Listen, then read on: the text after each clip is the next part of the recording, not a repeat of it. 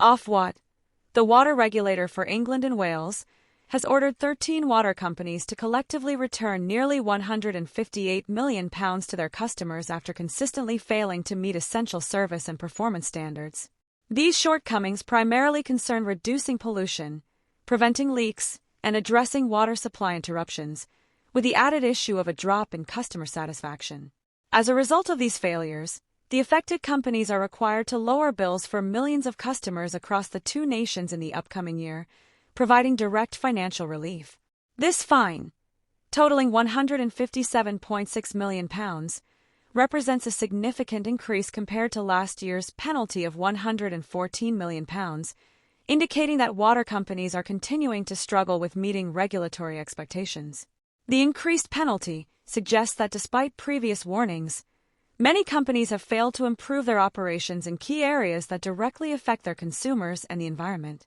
Thames Water, which provides water and sewage services to around 16 million households, is the most severely penalized, with a £56.8 million fine.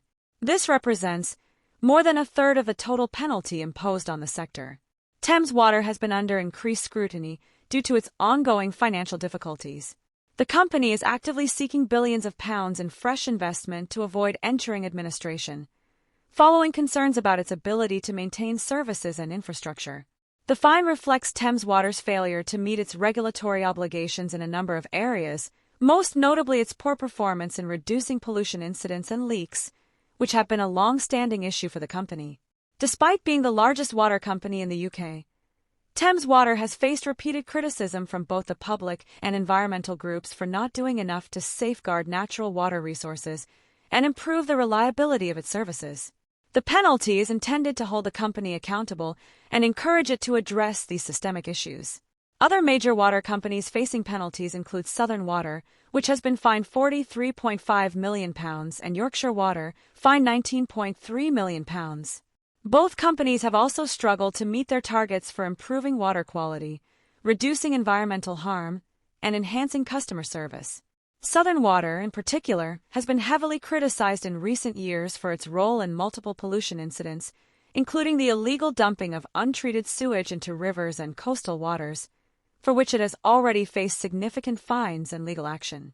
The regulator's decision to impose such substantial penalties is part of its broader effort to increase accountability within the water industry, which has come under fire for failing to balance profit-making with environmental and service responsibilities.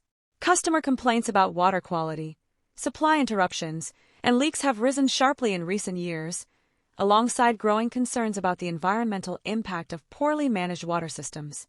In response, Ofwat has been under pressure to take a firmer stance to protect both consumers and natural resources. Ofwat Chief Executive David Black said in a statement, "The performance of some water companies has been deeply disappointing, and customers are rightly concerned.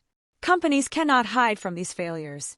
We expect them to up their game and deliver the services customers deserve and the environmental protection that is expected of them."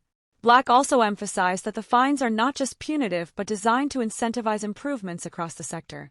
The penalties come at a time when the UK water industry is already facing significant financial and operational challenges.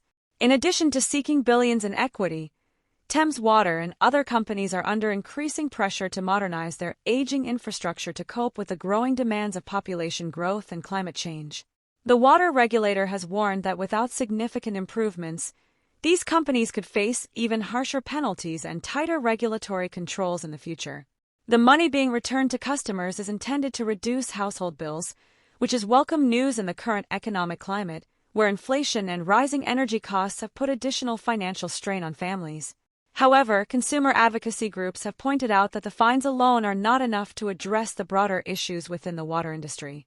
They are calling for further reforms to ensure greater transparency, investment in sustainable infrastructure, and more robust enforcement of environmental standards. In summary, the decision by Ofwat to impose this £158 million fine on the water companies is a significant move toward holding them accountable for their failures to deliver on key performance metrics. The return of funds to customers will provide some relief, but the scale of the challenges facing the water sector suggests that more substantial reforms may be necessary to ensure long-term improvements. Thames Water's struggles, in particular, illustrate the fragile state of the industry and the need for urgent action to prevent further deterioration of services and environmental protections.